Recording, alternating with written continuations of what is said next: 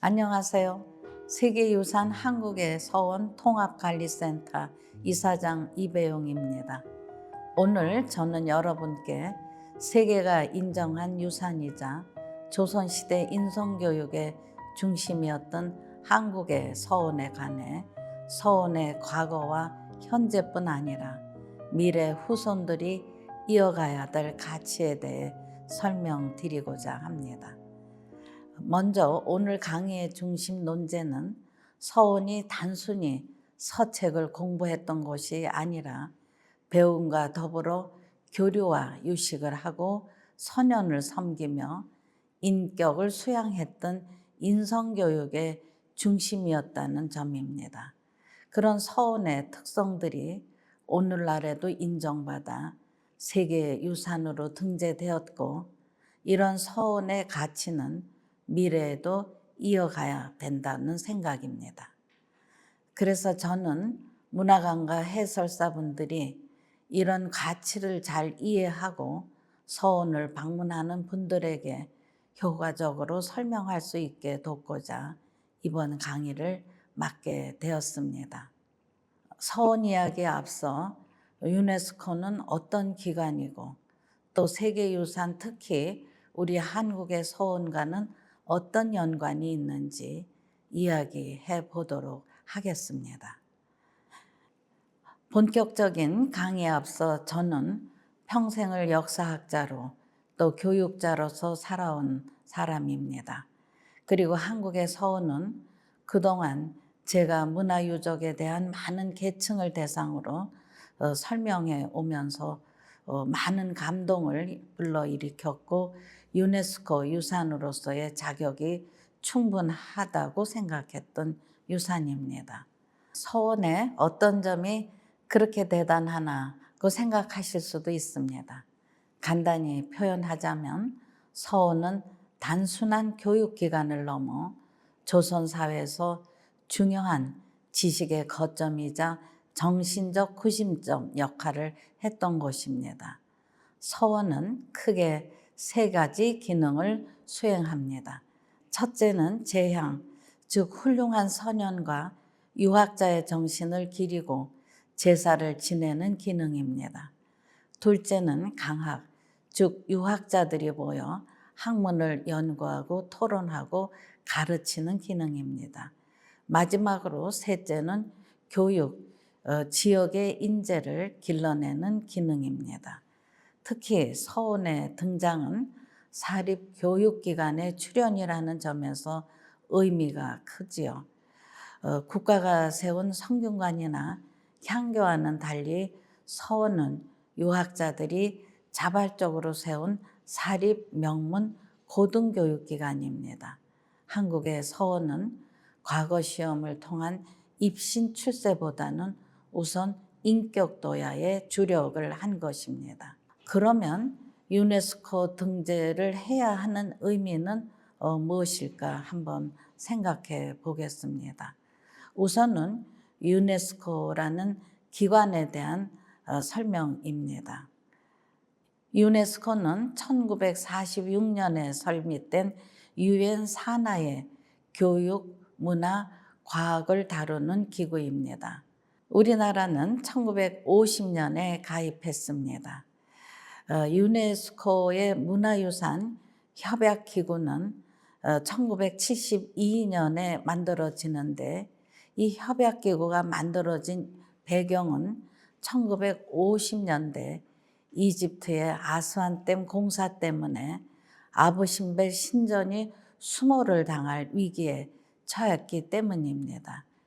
이 아부 신벨 신전은 역사적으로 세계 인류가 함께 공유해야 될 중요한 유산인데, 그것이 한 국가에서 이것을 다시 재생할 수 있는 그런 형편은 아니었습니다. 이러한 국가적인 난제 때문에 사라질 위기에 처한 아부 신벨 신전을 이집트가 세계에 호소하게 됩니다. 아부 신벨 신전은 단일 국가의 힘으로는 복원이 어려우니 지원해 달라는 것입니다. 이집트의 호소에 전 세계 개국이 힘을 모으고 이 신전을 1000여 개의 조각으로 분리해서 재조립하면서 70m 높이로 올리게 되고 초대형 유적지 복원 프로젝트가 진행됐습니다. 이 과정은 세계적으로 문화유산을 공동으로 보존해야 된다는 인식을 확산시키는 계기가 되었고, 바로 그 결과로 1972년 유네스코 세계유산 협약이 시작된 것입니다. 세계 기록유산은 1992년부터 등재되기 시작했고, 또 세계 인류 무형유산은 2001년부터 등재되기 시작했습니다. 그렇다면 세계유산으로 등재되기 위해서는 어떠한 조건을 갖춰야 하는지의 그 핵심 개념은 OUV라고, 즉 Outstanding Universal Value, 탁월한 보편적 가치라는 뜻입니다. 어떠한 유산이 세계 유산이 되려면 그 나라만의 가치가 아닌 전 인류가 함께 공감하고 공유할 수 있는 가치를 담아야 한다는 것입니다. 유네스코는 이 OUV를 평가하기 위해서 10개의 기준을 세우고 있는데, 그 가운데 6개는 문화유산, 4개는 자연유산에 해당됩니다. 그리고 문화유산과 자연유산을 합친 것이 바로 유네스코 세계유산입니다. 각국은 이 기준 가운데 하나 이상을 충족해야만 등재 신청을 할 수 있습니다. 지금까지 우리나라의 세계유산은 총 17개가 등재되어 있는데, 이 중 우리가 오늘 얘기하고자 하는 서원은 14번째로 2019년 아제르바이잔 바쿠에서 열린 제43차 세계유산위원회에서 등재되었습니다.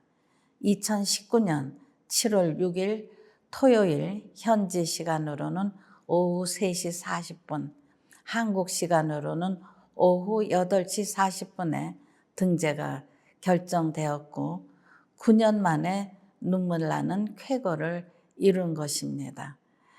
제가 이렇게 총괄하면서 한국의 서원을 세계유산으로 등재시킨 이유는 그만큼 많은 장점이 있기 때문입니다.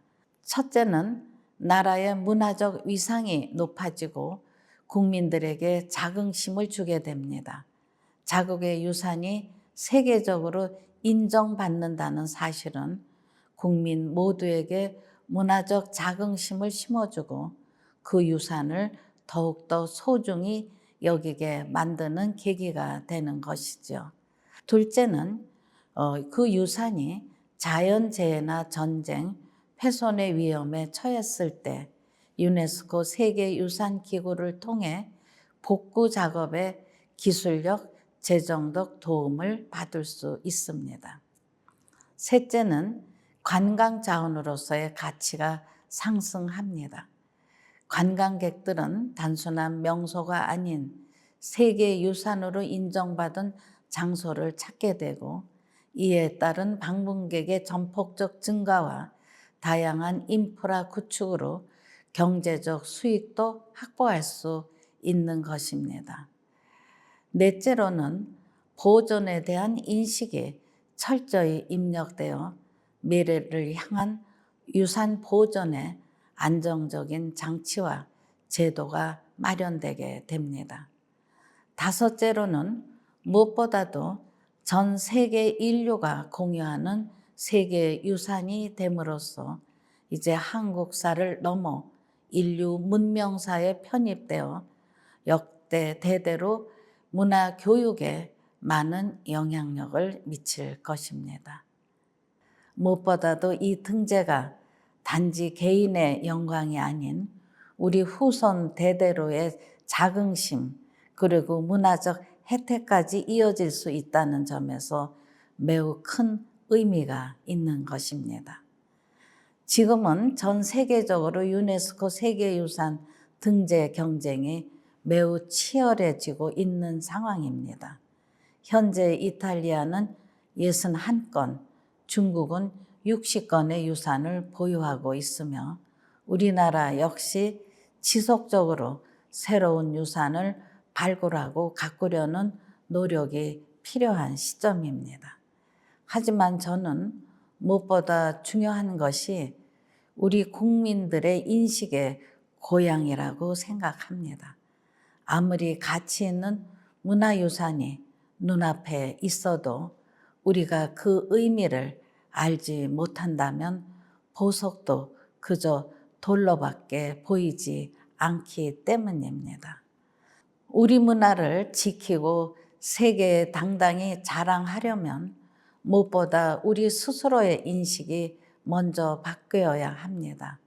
서원이 세계유산으로 인정되었다는 사실, 그리고 그 안에 담긴 철학과 문화적 의미가 더 널리 알려지면 우리는 단순히 유산을 가진 나라를 넘어서 세계로부터 존경받는 품격 있는 문화 강국으로 나아갈 수 있을 것입니다.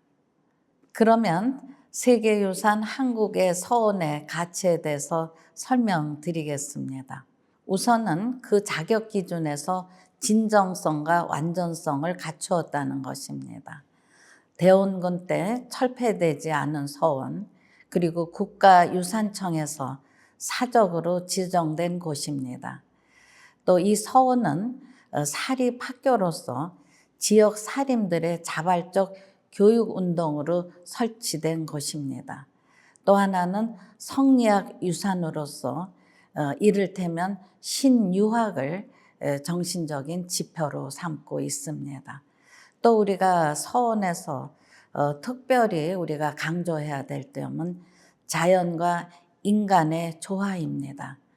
수려한 산수와 우아한 목조 건축, 이러한 경관들이 우리들에게 또 하나의 자연의 순리를 가르치고 있습니다. 또 제향인물도 공자가 아닌 지역에서 존경받는 학자들을 선정해서 제향을 합니다. 또 인성교육의 본산으로 자기 수양이 우선이고 도덕성이 중심이 됩니다. 사액서원으로서 국가가 공인해서 그러면서 토지, 노비, 서책 등을 지급하면서 지속적인 운영을 돕고 있는 것입니다. 지금까지 유네스코 세계유산 등재의 의미에 대해 살펴보았습니다. 이제부터는 본격적으로 서원에 대해 이야기해 보겠습니다. 한국의 서원은 유네스코에 등재된 세계문화유산 가운데 유일한 성리학 교육유산입니다. 저 역시 이 사업을 2010년부터 기획하면서 2011년에 등재 추진단을 구성하고 2019년에 등재가 완료되기까지 9년이라는 긴 세월의 여정을 총괄해 왔습니다.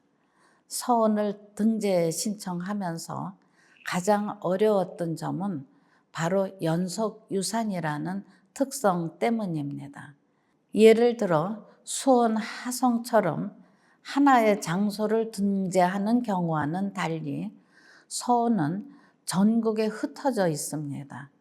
영주의 소수서원, 안동의 도산서원과 병산서원, 경주의 옥산서원, 달성의 도동서원, 함양의 남계서원, 장성의 피람서원, 정읍의 무성서원, 논산의 도남서원까지 경북, 경남, 전남, 전북, 충남, 대구광역시를 포함한 6개 시도, 8개 시군에 분포되어 있었습니다. 게다가 등재를 위해서는 단지 서원 건물만 잘 보존된 것이 아니라 서원 인근의 500m 이내의 주변 환경까지도 함께 관리되어 있어야 한다는 점도 큰 난관이었습니다. 아무리 서원이 말끔하게 보존되어 있다 해도 주변이 난개발되어 있으면 등재 요건을 충족하지 못하기 때문입니다. 실제로 9개 서원 중 2~3곳은 건물 주변 환경이 정비되지 않아 어려움이 컸습니다. 지역마다 상황이 달랐고 사유지로 쓰이고 있는 경우도 많았기 때문에 시나 군에서 토지를 매입하거나 정비가 필요했던 것이죠. 그런데도 고마운 것은 유림들께서 우리는 산속에서 조용히 서원을 지켜왔는데 위원장님 덕분에 세계에 알릴 수 있어서 감사하다면서 흔쾌히 협조해 주셨다는 점입니다. 한국의 서원을 세계유산으로 등재시킨 공로로 이듬해인 2020년에 9곳 서원 중 도산 서원에서 첫 번째로 여성 초원관으로 추대를 한 것입니다. 이것이 얼마나 의미 있는 일인지 말씀드리자면 원래 서원들은 사당에 여성이 들어갈 수 없는 곳이었습니다. 그런데 제가 유림들의 만장일치로 600년 유교 역사에 최초의 여성 초원관이 된 것입니다. 초원관은 서원의 제사인 향사를 이끄는 역할을 말하는 것입니다. 우리 종묘의 제례로 쉽게 풀어보자면 첫 번째 초원관은 임금께서 맡아서 하십니다. 두 번째 아흔관은 세자가 하게 되고 그리고 마지막 종헌관은 영의정이 맡게 됩니다. 2020년 도산 서원을 시작으로 9개 서원의 최초의 여성 초원관을 지냈습니다. 소수서원 초원관은 원장의 당연직으로 제가 여성으로서 최초의 원장으로 임명되었는데 개인적인 기쁨에 더해 앞으로 한국 서원의 보존 관리 및 인성교육의 본산으로서 서원의 역할과 기능을 더욱 강화시켜 나가는 노력을 기울이고자 합니다. 서원이 유네스코 세계유산으로 등재된 순간은 저에게 올림픽에서 금메달을 딴 것 같은 큰 기쁨으로 남아 있습니다. 지금부터는 유네스코 세계유산으로 등재된 9개 서원에 대해 하나씩 짚어보려고 합니다. 각 서원이 어떤 임무를 기르고 있으며 어떤 철학을 바탕으로 세워졌는지를 중심적으로 살펴보고자 합니다. 먼저 최초의 사액서원인 소수서원을 살펴보겠습니다. 소수서원은 1543년 풍기군수 주세봉 선생이 백운동 서원으로 이름을 해서 설립되었습니다. 1548년에 퇴계 이황 선생이 풍기군수로 부임하면서 서원을 국가가 공인해달라고 요청하면서 이제 1550년에 명종 임금에 의해 최초로 소수서원이라는 사액을 받게 됩니다. 그래서 소수서원이라는 것은 끊어진 학문을 이어받는다는 그러한 뜻으로 명종께서 친히 글을 써서 어필이 있는 최초의 사액서원이 되었습니다. 사액서원이란 임금이 이름과 운영자금을 하사한 공인된 사립교육기관인데 단지 이름뿐 아니라 서원 운영에 필요한 노비와 토지까지 함께 하사되면서 이제 지속적인 그런 운영에 많은 영향력을 미치게 되었습니다. 소수서원에서 모시는 인물은 안양 선생입니다. 고려 말 혼란한 사회에 성리학을 가장 먼저 도입한 학자로 교육을 통해서 도덕적 이상사회를 실현하고자 했던 분입니다. 특히 장학기금 성막전을 만들어서 교육의 지속성의 토대를 만들어 주신 분으로 높이 평가되고 있습니다. 이 외에도 이 서원에는 안축, 안보, 주세봉 선생까지 함께 배양되어 있어 초기 성리학의 흐름을 계승하는 데 매우 중요한 역할을 하고 있습니다. 소수 서원의 건축도 매우 인상적입니다. 서원 입구에서부터 늘어선 소나무들이 강학덩으로 기울어져 있어서 자연과 건축의 절묘하게 어우러진 모습이 우리에게 많은 영감을 주고 있습니다. 이처럼 자연 속의 순리 그리고 사람 간의 화합을 배우는 것이 바로 서원의 교육 철학입니다. 들어서면 바위에 붉은 글씨로 경자라는 글자가 써 있는데 이 뜻은 경이 직내 의 방해, 그러니까 경으로서 존경하는 마음을 안에 닫고 그러면서 의리, 정의로운 마음을 반듯하게 행동으로 실천하라는 그 뜻이 서려 있습니다. 두 번째로는 1551년에 설립된 남계서원입니다. 경상남도 함양에 위치하며 일도 정여창 선생을 기리고 있습니다. 정여창 선생은 연산군의 사부로도 유명하지만 연산군의 학정을 바로잡기 어렵자 지방간으로 나아가 선정을 펼친 분입니다.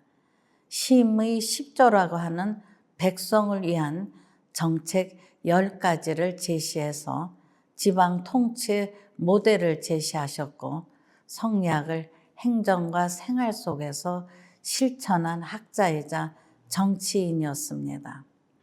연산군 시절에는 사후에 부관 참시까지 당했지만 그 학덕과 인품을 기르는 움직임은 오히려 후대에 더 커지고 있습니다. 정여창 선생의 실천적 성리학, 선민사상은 오늘날에도 귀감이 되고 있습니다. 옥산서원은 회제 이연적 선생을 배양하고 있습니다. 이연적 선생은 인의 철학을 중심으로 정치와 교육을 실천하신 분입니다. 가장 유명한 상소문인 일강 신목서에서는 국왕에게 직접 충언을 올렸는데 첫 번째는 집안 단속을 잘하라. 두 번째는 세자 교육을 잘 시키고 세 번째는 조정의 기강을 바로잡고 네 번째는 인사를 바르게 진행해서 쓰고 버릴 때 신중하고 적재적소에 좋은 인사를 해야 된다는 그런 말씀. 그리고 다섯 번째는 천심의 존중. 인간은 다 보지 못해도 하늘은 다 보니 하늘을 두려워하는 정치를 하라는 그런 말씀. 그리고 여섯 번째는 언로를 개방하고 일곱 번째는 사치와 욕심을 경계하고 아홉 번째는 군정을 바르게 하고 이를테면 세금을 공정에게 매기고 안보를 철저히 하라는 뜻이고 마지막으로 열 번째는 기미를 잘 살펴라. 이를테면 위태로운 것이 눈으로 보이지는 않아도 이 조짐이 있다는 거죠. 위태로움의 조짐을 잘 살피라는 그런 10가지의 원칙을 조목조목 제시했습니다. 그는 정치가 흔들릴수록 도덕과 교육이 바로 서야 한다고 믿었고 인의 중심 철학을 널리 확산시킨 학자였습니다. 네 번째로는 1574년에 설립된 도산서원입니다. 퇴계 이황 선생의 제자들이 설립한 서원입니다. 이 도산서원은 유네스코 세계유산으로 등재된 서원 중 유일하게 재향인물이 생전에 건축을 해서 학생들을 가르치신 곳입니다. 그래서 앞에는 퇴계 선생이 직접 건물을 짓고 가르쳤던 도산서당이 있고 그리고 이제 돌아가신 후에 제자들이 서원으로 확대를 한 곳입니다. 퇴계 선생의 교육 철학은 나는 착한 사람을 만들기 위해서 교육을 한다. 마음이 선하면 양보할 수 있고 이해할 수 있고 그러면서 염치와 공감을 낳기 때문이라고 했습니다. 퇴계 선생께서는 인간 본성의 선함을 믿었고 그 교육이 그 선함을 이끌어내야 된다고 했습니다. 서원의 건축 배치 또한 조화와 절제를 담고 있고 담을 트여면서 자연의 순리를 가슴에 들어오게 했습니다. 다섯 번째로는 1590년에 설립된 전라남도 장성에 세워진 피람서원입니다.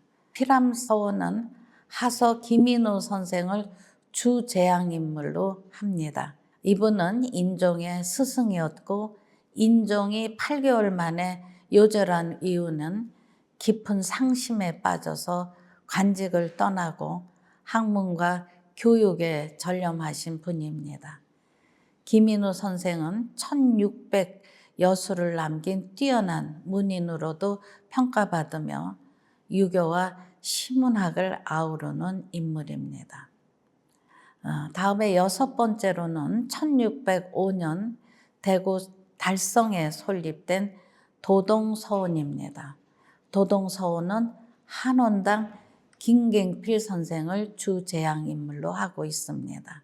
김갱필 선생께서는 알기만 하는 도덕은 아무 소용이 없다면서 도덕 실천운동을 펼친 분입니다.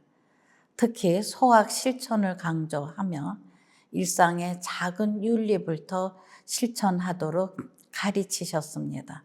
그래서 별명이 소학동자라고 했습니다. 일곱 번째는 1613년 설립된 병산서원입니다. 병산서원은 유성령 선생을 모시고 있으며 안동 하회마을 인근에 있습니다. 임진왜란 직전 이순신 장군을 기용하고 영의정으로서 전쟁을 승리로 이끈 유성령 선생은 이후 하회로 내려가 징비록을 설립했습니다. 시경의 소비편에 나오는 글귀로 당대에는 징계의 채찍을, 후대에는 경계의 교훈을 남기기 위해서 집필을 하신 것입니다. 앞에 가는 수레바퀴가 넘어지는 걸 보고 내 수레바퀴를 고치지 않으면 또 넘어질 수밖에 없다는 이 말은 징비록의 핵심 정신이고 국가의 실패를 되풀이하지 않기 위한 역사적 반성과 성찰을 보여줍니다. 여덟 번째로는 1615년 전라북도 정읍에 설립된 무성서원입니다. 무성서원은 고운 최초원 선생을 주재앙인물로 모시고 있습니다.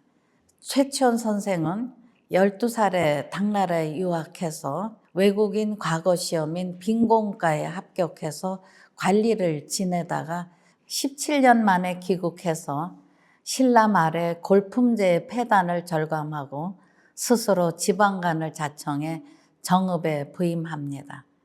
그곳에서 흥학운동을 일으켜서 지방민들의 교화와 교육에 힘썼고 유볼도 3교의 조화를 이루는 통합적 철학을 실천했습니다. 아홉 번째로는 1634년에 설립된 충청남도 논산의 도남서원입니다. 도남서원은 사계 김장생 선생을 배양합니다. 김장생 선생은 율곡의 제자이자 예학의 대가로서 예를 통한 사회 질서 회복을 강조했습니다. 정묘호란으로 피폐해진 사회에서 예를 중심으로 공동체를 재건하고자 했고 도덕적 회복을 서원 교육의 핵심으로 삼았습니다. 그러면 이제부터는 서원이 오늘날 우리 사회에 어떤 의미를 갖는지 그리고 앞으로 우리는 서원을 어떻게 활용해 나갈 수 있는지에 대해서 이야기해 보고자 합니다.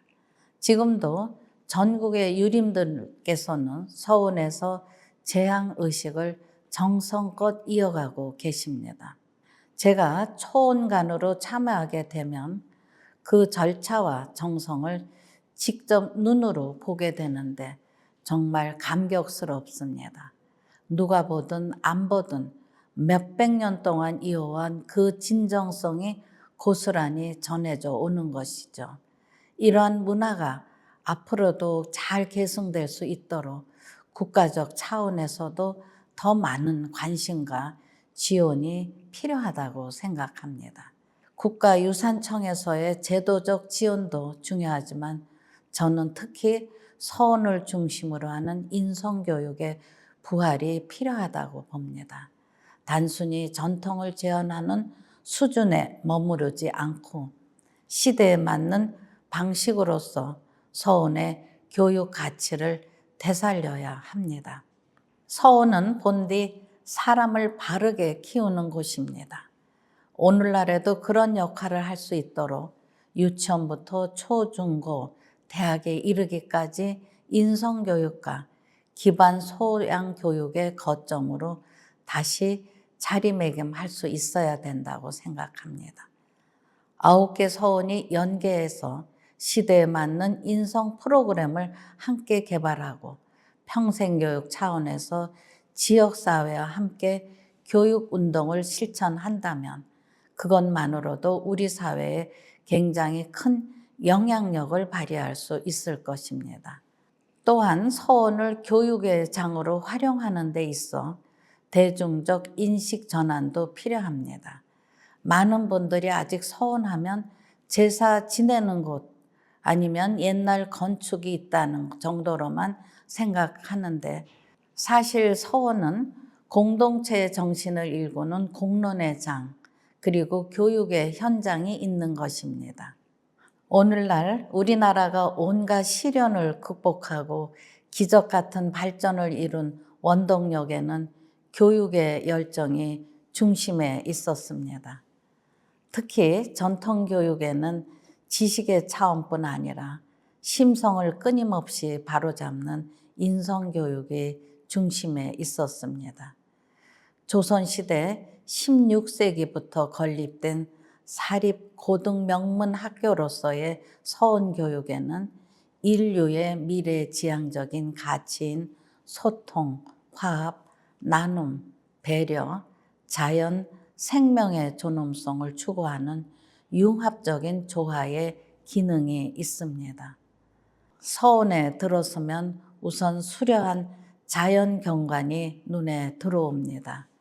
자연의 순리, 인간다움의 도덕적 가치를 끊임없이 탐구하고 실천하는 자세가 바로 인성교육의 표본인 것입니다. 미래의 정신적 원동력을 자연의 순리와 인성교육을 중요시한 유학에서 찾으려는 사람들이 늘어나고 있는 요즘 서원의 가치가 재평가되고 있습니다. 모두가 물질적 성공에 치중할 때 공허해질 수 있는 정신적 가치를 잡아주고 자연과 인간의 조화를 이루고 있는 서원은 지나간 과거가 아닌 미래를 향한 힘이 될 것이며 한국의 문화유산을 넘어 세계로 미래로 영감을 주는 빛나는 문화유산으로 거듭날 것입니다. 앞으로 서원을 더 깊이 이해하고 문화관광 해설사로서 활동하시면서 많은 분들께 이 의미를 전달할 수 있게 되기를 바랍니다. 지금까지 세계유산 한국의 서원 통합관리센터 이사장 이배용이었습니다. 감사합니다.